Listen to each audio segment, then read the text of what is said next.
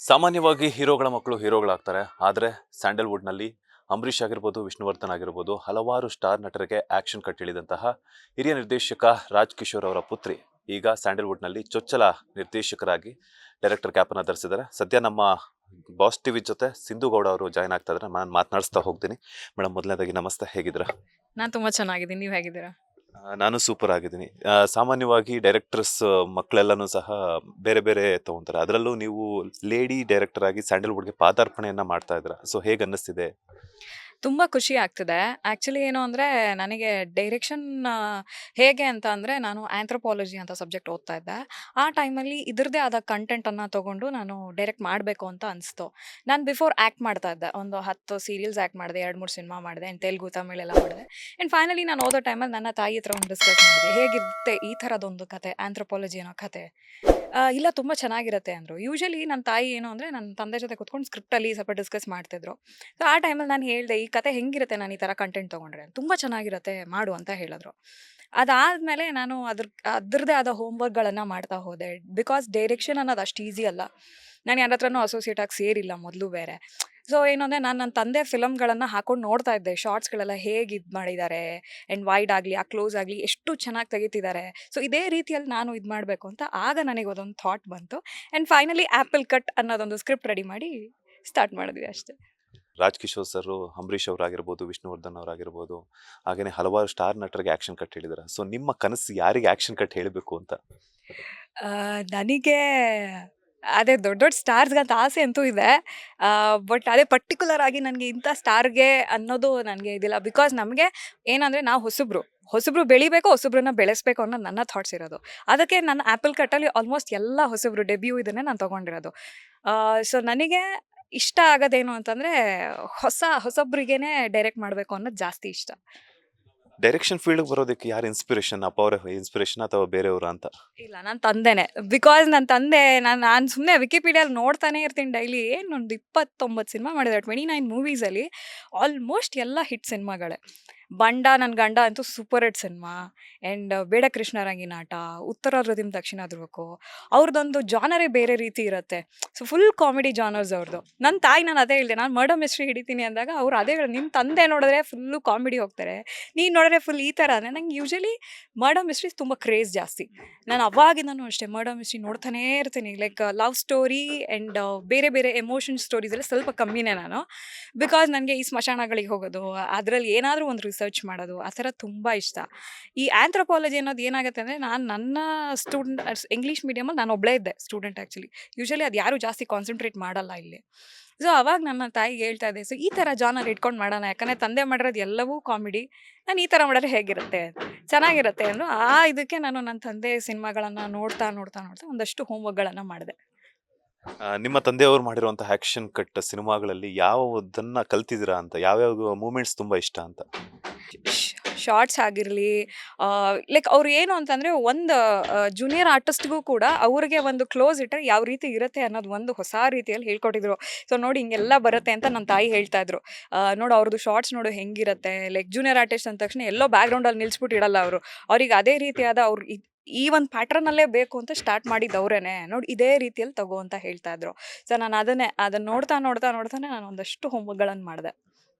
Apple cut ಅಂತ ಹೇಳಿದ್ರಿ. So ನಿಮ್ಮ ಚೊಚ್ಚಲ ನಿರ್ದೇಶನದ ಸಿನಿಮಾ ಯಾವ ರೀತಿ ಇತ್ತು? ಪ್ರಿಪರೇಷನ್ಸ್ ಯಾವ ರೀತಿಯಾದಂತಹ ಒಂದು ಜಾನರಲ್ಲಿ ಬರ್ತಾ ಇದೆ ನಿಮ್ಮ ಸಿನಿಮಾ ಅಂತ?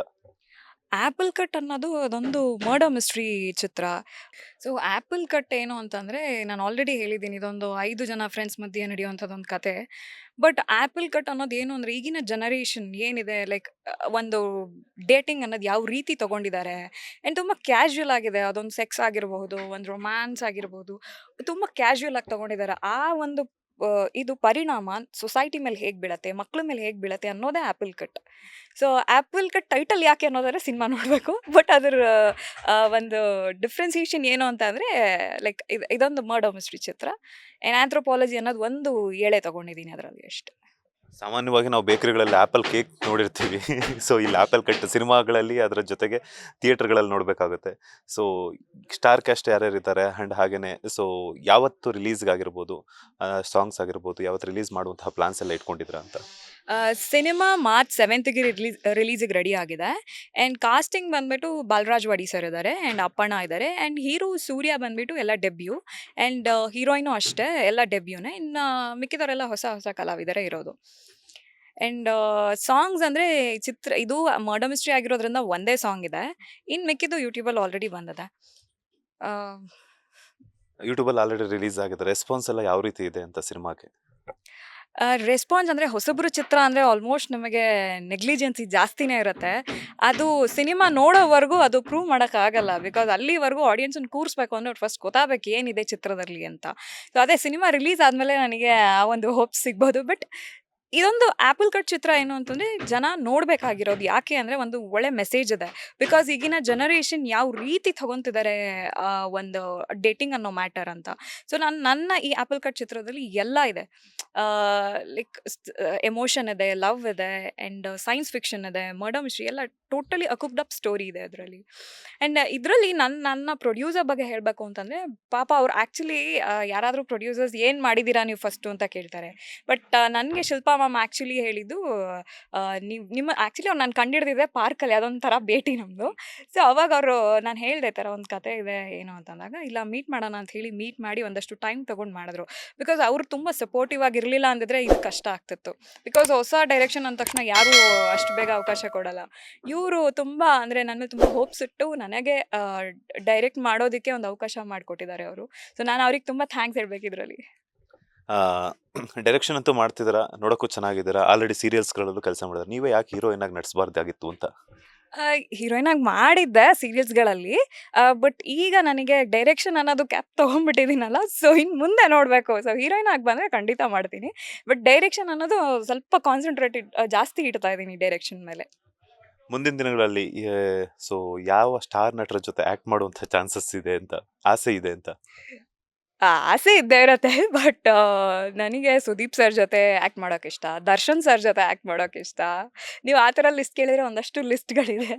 ಸೊ ಎಲ್ಲ ಸ್ಟಾರ್ಸ್ ಜೊತೆನೂ ಆ್ಯಕ್ಟ್ ಮಾಡೋಕ್ಕೆ ಅಂತೂ ತುಂಬ ಇಷ್ಟ. ನಿಮ್ಮ ತಂದೆಯವರು ಸೀನಿಯರ್ ಡೈರೆಕ್ಟರ್ ಆಗಿರೋದ್ರಿಂದ ಸೊ ಹಲವಾರು ಕಲಾವಿದರ ಬಗ್ಗೆ ಆಗಿರ್ಬೋದು, ವಿಷ್ಣು ಅವರಾಗಿರ್ಬೋದು, ಹಲವಾರು ಸ್ಟಾರ್ ನಟರ ಜೊತೆ ಏನಾದರೂ ಶೇರ್ ಮಾಡ್ತೀರಾ? ನಿಮಗೆ ಗೊತ್ತಿರೋ ನಿಮ್ಮ ಹತ್ರ ಯಾಕಂತಂದರೆ ಒಬ್ಬ ನಿರ್ದೇಶಕ ಅಂತಂದ ತಕ್ಷಣ ಮನೆಗೆಲ್ಲರೂ ಬರ್ತಾರೆ, ನಟರೆಲ್ಲನೂ ಕತೆ ಕೇಳೋದಕ್ಕಾಗಿರ್ಬೋದು ಅಥವಾ ಗೆಟ್ ಟುಗೆದರ್ ಇರ್ತೈತೆ. ಸೊ ಆ ಥರ ಯಾವುದಾದ್ರೂ ಇದುವರೆಗೂ ಕನ್ನಡ ಜನತೆಗಾಗಿರ್ಬೋದು, ಸಿನಿ ಪ್ರೇಕ್ಷಕರಿಗೆ ಗೊತ್ತಿಲ್ಲದಿರುವಂಥ ವಿಚಾರ ಏನಾದರೂ ರಿವೀಲ್ ಮಾಡೋದಾದರೆ? ರಿವೀಲ್ ಮಾಡೋದಾದರೆ ನಾನು ಅವಾಗ ಸ್ಕೂಲಲ್ಲಿದ್ದೆ. ಆಗ ಸುದೀಪ್ ಸರ್ ಬಂದಿದ್ದರು ಮನೆಗೆ. ಅವಾಗಿನ್ನೂ ಸರ್ ಯಾವುದು ಸಿನಿಮಾ ಸ್ಪರ್ಶ ಟೈಮಲ್ಲೋ ಏನೋ ಹಿಂದಿನದಲ್ಲಿ. ಸೊ ಅವಾಗ ಬಂದಾಗ ಡ್ಯಾಡಿ ಹತ್ರ ಕೂತ್ಕೊಂಡು ಮಾತಾಡಿದಾಗ ನನ್ನನ್ನು ಕರ್ಕೊಂಡೋಗಿ ಸ್ಕೂಲಿಗೆ ಡ್ರಾಪ್ ಮಾಡಿದ್ರಂತೆ. ಸೊ ಅದನ್ನು ಒಂದಷ್ಟು ಸಲ ಹೇಳ್ತಾಯಿದ್ರು, ಸುದೀಪು ಡ್ರಾಪ್ ಮಾಡಿದ್ದಾರೆ. ಇನ್ಫ್ಯಾಕ್ಟ್ ದರ್ಶನೂ ಬಂದಿದ್ದರು ಮನೆಗೆ. ಸೊ ನನಗೆ ಇಬ್ಬರೂ ತುಂಬಾ ಇಷ್ಟ, ದರ್ಶನ್ ಸರು ಇಷ್ಟ, ಸುದೀಪ್ ಸರು ಇಷ್ಟ. ಸೊ ನಾನು ಯಾವಾಗಲೂ ಮಾತಾಡ್ತಿದ್ದಾಗ ನನ್ನ ತಂದೆ ಹೇಳೋರು, ಇಲ್ಲ ನಿನ್ನನ್ನು ಸ್ಕೂಲಿಗೆ ಡ್ರಾಪ್ ಮಾಡಿದಾರೆ ಅವರೆಲ್ಲ ಅಂತ. ಆ್ಯಕ್ಚುಲಿ ಡ್ಯಾಡಿ ದರ್ಶನ್ ಸರ್ ಜೊತೆ ಒಂದು ಡೈರೆಕ್ಷನ್ ಮಾಡಬೇಕಾಗಿತ್ತು, ನೀಲ ಮೇಘಶ್ಯಾಮ ಅಂತ. ಅವ್ರದ್ದು ಡೇಟ್ ಸಿಗದೇ ಇರೋ ಕಾರಣ ಸುಜನ್ ಲೋಕೇಶ್ ಅವರನ್ನು ಹಾಕೊಂಡು ಮಾಡಿದ್ರು. ಆ ಟೈಮಲ್ಲಿ ಹೇಳ್ತಾಯಿದ್ರು, ನೋಡು ನಿನ್ನೆಲ್ಲ ಡ್ರಾಪ್ ಮಾಡಿದ್ದಾರೆ ಅವ್ರ ಸ್ಕೂಲಿಗೆ ಅಂತೆಲ್ಲ ಹೇಳ್ತಾಯಿದ್ರು. ಅಪ್ಪ ಅವರಂತೂ ಅಂಬರೀಷ್ ಅವ್ರಿಗಾಗಿರ್ಬೋದು ಅಥವಾ ವಿಷ್ಣುವರ್ಧನ್ ಅವ್ರಿಗಾಗಿರ್ಬೋದು ಆ್ಯಕ್ಷನ್ ಕಟ್ ಹೇಳಿದ್ದಾರೆ. ಸೊ ಈಗಿನ ಜನ್ರೇಷನ್ಲಿ ನಮ್ಮ ಒಂದು ಸ್ಯಾಂಡಲ್ವುಡ್ನಲ್ಲಿ ಕಿಚ್ಚ ಸುದೀಪ್ ಅವರಾಗಿರ್ಬೋದು, ದರ್ಶನ್ ಅವರಾಗಿರ್ಬೋದು, ಅವರಿಬ್ಬರ ಥರನೇ ಸ್ನೇಹ ಜೀವಿಗಳು. ಸೊ ನೀವು ಅವರಿಬ್ಬರಿಗೆ ಆ್ಯಕ್ಷನ್ ಕಟ್ ಹೇಳುವಂಥ ಚಾನ್ಸಸ್ ಇದೆಯಾ ಅಂತ? ಖಂಡಿತ ಇದೆ. ಒಂದು ಡ್ರೀಮ್ ಅಂತೂ ಇದೆ ಅವರಿಬ್ಬರಿಗೂ ಮಾಡಬೇಕು ಅಂತ. ಬಟ್ ನನ್ನ ಕಂಟೆಂಟ್ ವೈಸ್ ಹೋಗೋದಾದರೆ ನಾನು ಬರೀ ಕಂಟೆಂಟ್ ವೈಸೇ ಹೋಗ್ತೀನಿ.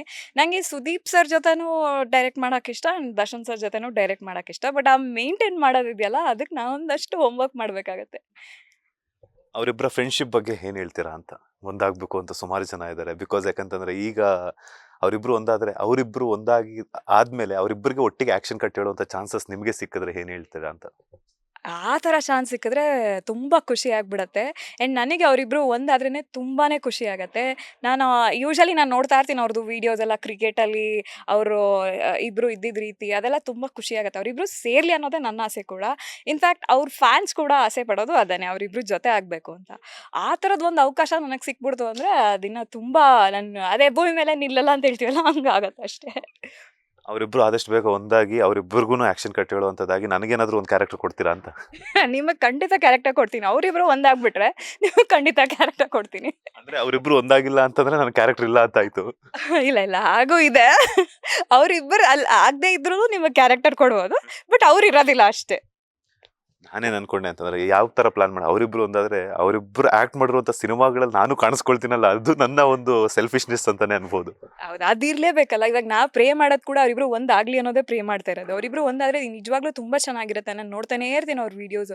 ಯೂಶಲಿ ಇವ್ರು ಒಂದಾಗ್ಬಿಟ್ರೆ ಸಾಕಲ್ಲ ಅಂತ ನಾನು ಇನ್ಫ್ಯಾಕ್ಟ್ ದೇವರಲ್ಲಿ ಬೇಡ್ಕೊಳ್ತಾನೆ ಇರ್ತೀನಿ, ಇಬ್ರು ಒಂದಾಗ್ಲಿ ಅಂತ. ಸೊ ಅದೇ ಆದಷ್ಟು ಬೇಗ ಒಂದಾಗ್ಲಿ ಅನ್ನೋದೇ ನನ್ನ ಆಸೆ ಕೂಡ. ಅಮ್ಮ ಅವ್ರು ಎಷ್ಟು ಖುಷಿ ಪಡ್ತಿದ್ದಾರೆ, ಬಿಕಾಸ್ ಯಾಕಂತಂದ್ರೆ ಈಗ ಅವರು ಇಷ್ಟು ದಿನ ನಿಮ್ಮ ತಂದೆಯವರಾಗಿದ್ರು, ಡೈರೆಕ್ಷನ್ ಕ್ಯಾಪ್ ತೊಟ್ಟಿದ್ರು, ಈಗ ನೀವು ಡೈರೆಕ್ಷನ್ ಕ್ಯಾಪ್ ತೊಟ್ಟಿದ್ರು. ನಿಮ್ಮ ತಾಯಿಯವ್ರು ಏನು ಹೇಳಿದ್ರು ಡೈರೆಕ್ಷನ್ ಫೀಲ್ಡ್ಗೆ ಇಳಿತಿದ್ದೀನಿ ಅಂದಾಗ? ನನ್ನ ತಾಯಿ ಆ್ಯಕ್ಚುಲಿ ಅವ್ರು ನಾನು ಏನೇ ಮಾಡ್ತೀನಿ ಅಂದ್ರೂ ಅವರು ಯಾವುದಕ್ಕೂ ನೆಗೆಟಿವ್ ಹೇಳಲ್ಲ. ನೀನು ಮಾಡು ಅಂತ ಹೇಳ್ತಾರೆ, ಒಂದಷ್ಟು ಸಜೆಷನ್ಗಳು ಕೊಡ್ತಾರೆ. ಇವಾಗ ನಾನು ಸ್ಕ್ರಿಪ್ಟ್ ವರ್ಕಲ್ಲಿ ಏನಾದರೂ ಒಂದು ಈ ಥರ ಒಂದು ಸೀನ್ ಬರೆದ್ರೆ ನಾನು ಹೇಳೋದೆ ನನ್ನ ತಾಯಿಗೆ ಫಸ್ಟು. ಸೊ ಅವ್ರು ಕುತ್ಕೊಂಡು ಹೇಳ್ತಾರೆ, ಇದು ಓಕೆ, ಇಲ್ಲ ಇನ್ನೊಂಚೂರು ಚೇಂಜ್ ಮಾಡ್ಬೋದು ನೋಡು ಅಂತೆಲ್ಲ ಹೇಳ್ತಾರೆ. ಬಿಕಾಸ್ ಅವರಿಗೆ ಎಕ್ಸ್ಪೀರಿಯನ್ಸ್ ಇದೆ. ಡ್ಯಾಡಿ ಜೊತೆ ಕೂತವರು ಯೂಶಲಿ ಕೆಲವೊಂದು ಸ್ಕ್ರಿಪ್ಟ್ಗಳಲ್ಲಿ ಕೂತಿದ್ರು. ಸೊ ಅದಕ್ಕೆ ನಾನೇನು ಮಾಡ್ತೀನಿ, ನಾನು ಹೇಳ್ತೀನಿ. ನನ್ನ ತಾಯಿಗೆ ಹೇಳಿದಾಗ ಅವ್ರು ಒಂದಷ್ಟು ಚೇಂಜಸ್ ಮಾಡಿದ್ರು. ಆಮೇಲೆ ಹೇಳಿದ್ರು, ನಿಮಗೆ ಡೈರೆಕ್ಷನ್ ಅನ್ನೋದು ಆ್ಯಕ್ಚುಲಿ ಅಷ್ಟು ಈಸಿ ಜಾಬ್ ಅಲ್ಲ. ಆ್ಯಕ್ಟಿಂಗ್ ಅಂದರೆ ನಿಮಗೆ ಅದು ಏನು ಆ್ಯಕ್ಟ್ ಮಾಡಿ ಹೋಗ್ತಾ ಇರ್ತಾರೆ, ಬಟ್ ಡೈರೆಕ್ಷನ್ ಅನ್ನೋದು ಎಲ್ಲರನ್ನೂ ನಿಭಾಯಿಸಬೇಕು. ಸೊ ಆ ಥರದ ಒಂದು ಸ್ಟ್ರೆಂತ್ ಬೇಕು ಅಂತ ಹೇಳಿ ಒಂದಷ್ಟು ತುಂಬಿಸಿದ್ರು ನನ್ನ ತಲೆಯಲ್ಲಿ. ತುಂಬ ಸಪೋರ್ಟಿವ್ ಆಗಿರೋ ಅವ್ರು ತುಂಬ ಖುಷಿಯಾಗಿದ್ದಾರೆ.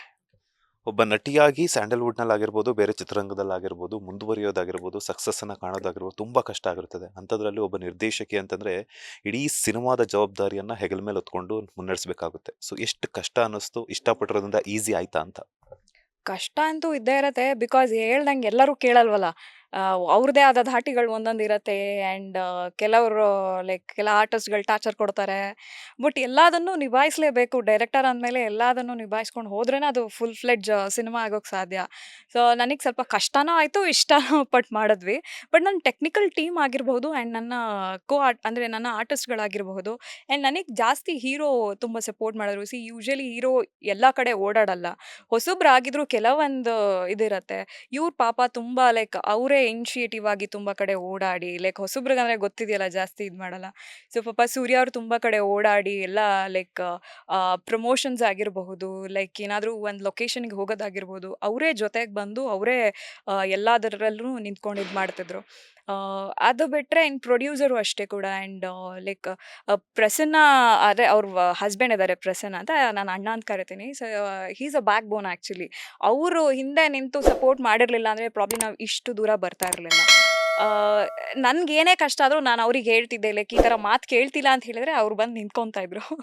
ಸೊ ಒಂದಷ್ಟು ಕಷ್ಟ ಒಂದಷ್ಟು ಇಷ್ಟಗಳಲ್ಲಿ ಮಾಡಿರೋವಂಥ ಆ್ಯಪಲ್ ಕಟ್ ಚಿತ್ರ. ಯಾರೆಲ್ಲ ಟಾರ್ಚರ್ ಕೊಟ್ಟರೆ ಅವ್ರನ್ನೆಲ್ಲ ನನ್ನ ಹತ್ರ ಕಳಿಸಿ, ಕಿಡ್ನಿ ಕಿತ್ಕೊಂಡು ಕಳಿಸ್ತೀನಿ. ಖಂಡಿತ ನಾ ಹೇಳ್ತೀನಿ ಯಾರ್ಯಾರು ಅಂತ. ಕಿಡ್ನಿ ಕಿತ್ಕೊಂಡು ಕಳಿಸ್ಬಿಟ್ಟು ಅವ್ರ ಕಿಡ್ನಿ ನಾವು ಮಾರಾಕ್ಬಿಟ್ಟು ನೆಕ್ಸ್ಟ್ ಸಿನಿಮಾ ಪ್ರೊಡ್ಯೂಸ್ ಮಾಡ್ತೀನಿ, ನೀವು ಡೈರೆಕ್ಟ್ ಮಾಡಿದ್ರಂತೆ.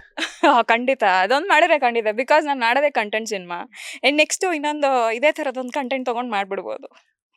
ಕೊನೆಯದಾಗಿ, ಸೊ ರಿಲೀಸ್ ಆಗ್ತಾ ಇದೆ ಸಿನಿಮಾ. ನಿಮ್ಮ ಪ್ರತಿಫಲ ಆಗಿರ್ಬೋದು, ನಿಮ್ಮ ಶ್ರಮ ಆಗಿರ್ಬೋದು, ನಿಮ್ಮ ಇನ್ನೇನು ಕೆಲವೇ ದಿನಗಳಲ್ಲಿ ಥಿಯೇಟರ್ ಅಂಗಳದಲ್ಲಿ ನಿಮ್ಮ ಶ್ರಮಕ್ಕೆ ಪ್ರತಿಫಲ ಸಿಗ್ತಾ ಇದೆ. ಸೊ ಏನು ಹೇಳಕ್ಕೆ ಇಷ್ಟಪಡ್ತಾರೆ ಸ್ಯಾಂಡಲ್ವುಡ್ ಸಿನಿ ಪ್ರೇಕ್ಷಕರಿಗೆ? ಆ್ಯಪಲ್ ಕಟ್ ಅನ್ನೋದು ಇದೊಂದು ಎಲ್ಲರೂ ನೋಡಲೇಬೇಕಾದ ಚಿತ್ರ. ದಯವಿಟ್ಟು ಬಂದು ಚಿತ್ರ ನೋಡಿ. ಆ್ಯಂಡ್ ಇದೊಂದು ಒಳ್ಳೆ ಮೆಸೇಜ್ ಇದೆ.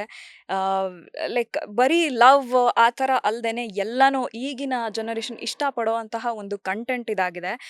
ದಯವಿಟ್ಟು ಬಂದು ಸಿನಿಮಾ ನೋಡಿ, ಒಂದು ಒಳ್ಳೆ ಮೆಸೇಜ್ ಇದೆ. Thank you so much. ಇಷ್ಟೊತ್ತು ನಮ್ಮ ಬಾಸ್ ಟಿವಿ ಜೊತೆ ಒಂದಷ್ಟು ಮಾಹಿತಿನ ಶೇರ್ ಮಾಡೋದಕ್ಕೆ. ಮತ್ತಷ್ಟು ನಿಮ್ಮ ಒಂದು ಡೈರೆಕ್ಷನ್ನ ಬತ್ತಳಿಕೆಯಲ್ಲಿ ಮತ್ತಷ್ಟು ಸಿನಿಮಾಗಳು ಬರಲಿ, ಒಳ್ಳೆಯದಾಗಲಿ. All the best. Thank you so much. ಇದಿಷ್ಟು ಮಹಿಳಾ ನಿರ್ದೇಶಕಿ ಸಿಂಧು ಗೌಡ ಅವರ ಒಂದು ಮಾತು. ಕ್ಯಾಮ್ರಾ ಪರ್ಸನ್ ರವಿಚಂದ್ರ ಜೊತೆ Manjunath Srinivas, boss TV Kannada, Bengaluru. Latest ಹಾಗೂ ಇಂಟ್ರೆಸ್ಟಿಂಗ್ ಸುದ್ದಿಗಳಿಗಾಗಿ ಬಾಸ್ ಟಿವಿ ಕನ್ನಡ ಚಾನೆಲ್ನ ಸಬ್ಸ್ಕ್ರೈಬ್ ಮಾಡಿ. ಹಾಗೆಯೇ ಬೆಲ್ ಐಕಾನ್ ಪ್ರೆಸ್ ಮಾಡಿ. ಇದರ ಜೊತೆಗೆ ಫೇಸ್ಬುಕ್, ಇನ್ಸ್ಟಾಗ್ರಾಮ್, ಎಕ್ಸ್ನಲ್ಲೂ ಮಿಸ್ ಮಾಡದೆ ಫಾಲೋ ಮಾಡಿ.